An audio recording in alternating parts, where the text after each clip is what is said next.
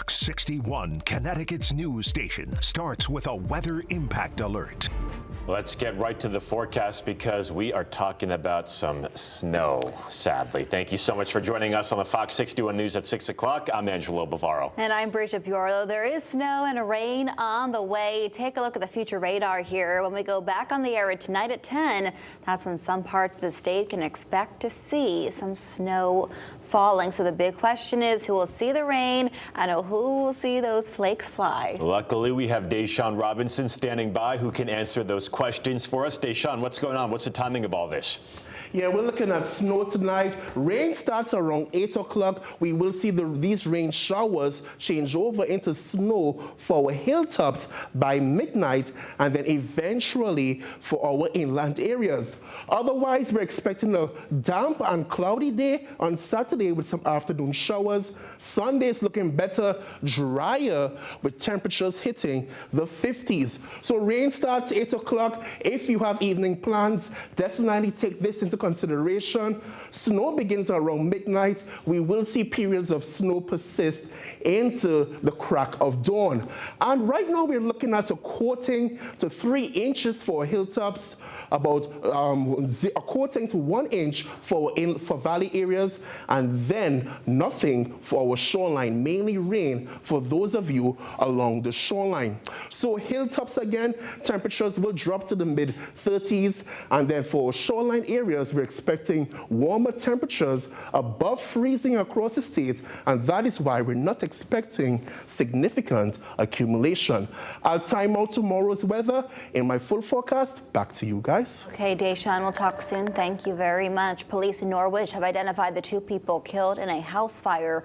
44-year-old Carmen Vizcaino and her 8-year-old daughter Skylin Owens died in their apartment on Otis Street. Crews were called just before 1 in the morning yesterday, and when they arrived, they found the 2nd and 3rd floors completely engulfed in flames. 3 firefighters suffered minor injuries while trying to look for the mother and her daughter. Norwich's superintendent of schools sent a letter to the community about this heartbreaking news.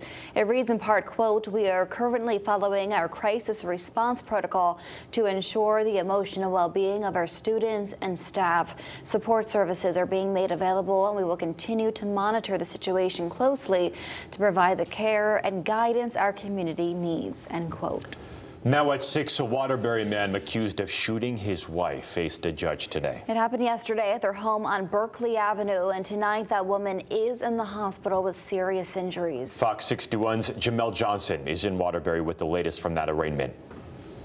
It was late Thursday night when police were called to the scene of 210 Berkeley Avenue. Once they got on scene, they found a woman suffering from multiple gunshot wounds. John Irizarry is the man being accused of shooting the woman. The marshals need to get settled. According to Waterbury police, the 2 were in a relationship and have a 22-year-old son. As far as the state is concerned, this is a strong case for the state. As the court is aware, the defendant's son waved down police to say that he thinks his father shot his mother. Police say the couple's son was home at the time of the shooting. He was with his girlfriend downstairs when they heard shots. He then went upstairs and was able to view on the floor in the living room his mother laying on the ground, collapsed. He and the girlfriend fled. They were concerned the defendant might shoot them. According to the state, the woman had 5 gunshots to her torso. When the police did find him in the home, he was in close proximity to the victim, who was laying in a pool of blood. She was then taken to the hospital, where police now say she is in critical condition. As for Irizarry, he refused to be interviewed by the bail office and, due to a disability, had to sit down during his arraignment. After hearing the case, the judge put in place a full no-contact protective order for Irizarry's wife. You are not to assault, threaten, abuse, harass, follow, interfere with, or stalk to protect a person. When asked if he understood the conditions for the order, he responded saying, "You have the answer, sir." I'm sorry? Whatever, is that a yes? Okay. Along with the protective order, the judge set Irizarry's bond at $1 million, with $300,000 of it needing to be in cash. Irizarry's next court date is April 16th. In Waterbury, Jamel Johnson, Fox 61. All right, Jamel, we appreciate that. Thank you. New tonight, a custodian at a school in Groton was arrested after being accused of giving alcohol and cannabis to students. Fox 61's Alicia Hercules has reaction from the community and tells us more about that investigation. Police in Groton began their investigation after they received reports that illicit substances were being distributed at Marine Science Magnet High School. Officers arrested 37-year-old Thomas Ortiz after a month-long investigation. He is a janitor at the school. According to Ortiz's arrest warrant, multiple students as young as 15 years old say Ortiz supplied them with edibles containing THC on school property. Ortiz is also accused of giving alcohol to minors as well. Investigators say they first learned of the allegations when they received a complaint from the Department of Children and Family Services in February. They say students told them they received edibles from Ortiz on multiple occasions dating back to last year. School leaders placed Ortiz on administrative leave and banned him from school grounds after they learned about the investigation. Learn, Southern Connecticut's Regional Education Service Center, which operates the Marine Science Magnet High School, released a statement in response to the case. Part of the statement reads, "This news is unsettling, and we want to assure our community that safety remains our highest priority. Learn remains committed to the highest standards of safety and accountability in collaboration with our subcontractors." Ortiz faces several charges, including illegal dispensing of cannabis on school property and illegal distribution of alcohol to a minor. Mindy Hamilton, who worked as a bus driver for 11 years in New London, says hearing this is terrifying for so many parents. With all of the mental changes and emotional changes, social changes that our children are going through at that age, tender age, why would you want to do something like this? Why would you want to introduce something like that to them? Ortiz was held on $75,000 bond. He was arraigned in New London earlier this week. In Groton, Alicia Hercules, Fox 61. All right, Alicia, thank you. New tonight, Central Connecticut University is responding after anti-Semitic graffiti was found on campus. The university says a swastika written in black marker was found in a hallway door in a residence hall. It has since been cleaned off, but very disturbing for anyone who saw it. The university is investigating to find whoever is responsible. The president sent a message to all students and staff. She says, quote, "Not only is this a hate crime, but its message is abhorrent and completely contrary to the values of our central community." She goes on to say, "I am deeply sorry this has happened on our campus, and I am committed to do everything I can to help prevent events like these from happening again."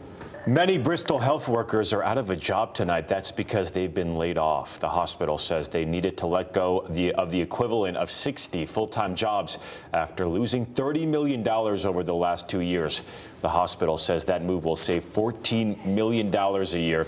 Executives are also taking pay cuts as Bristol Health faces rising costs and low reimbursement rates.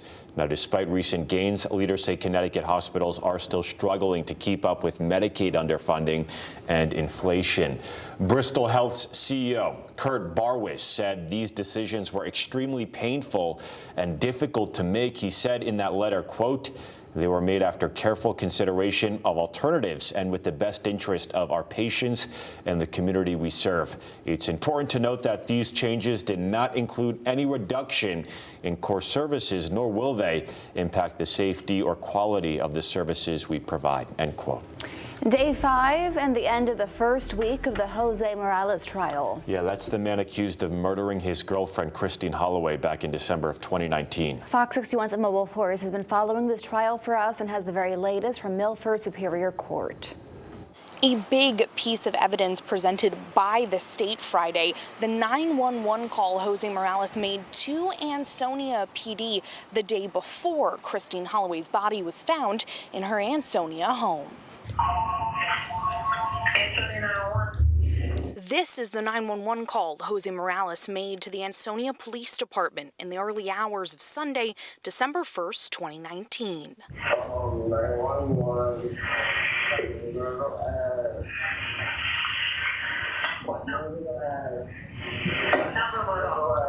Friday, Ansonia officer Jacqueline Tresser, who answered this call, testified she believed Morales' speech to be slurred and said she heard a woman's voice in the background. She mumbled something as it sounded like stop, hang up, and who are you talking to? Ansonia PD dispatched Officer Mark Clifford to check Myrtle Avenue. He says he drove up and down the length of the road and cleared the scene. Did you hear anything at all?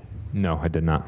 43-year-old Christine Holloway was found dead in her bathtub at 6.5 Myrtle Avenue Monday, December 2nd, 2019. Friday, the state also attempted to establish Morales' presence at Holloway's home before and after her murder. Holloway's neighbor's nephew testified to seeing Morales outside 6.5 Myrtle on Sunday, December 1st. It was a very windy, cold day, and I think it was snowing or raining, and it was just odd that someone was standing there on his cell phone. It just didn't seem right. The state also questioned the owner and landlord of 6.5 Myrtle, who used the garage space below the apartment as a workshop. Christopher Piccarello says he and his mother were working in the garage the afternoon of December 1st when they heard loud noises. I was at one point using the saw and I heard what sounded like movement of furniture upstairs, and it was enough noise to have me stop what I was doing. At the start of this trial, the judge said evidence presentation alone is expected to take a few weeks. For now in Milford, Emma Wolforst, Fox 61.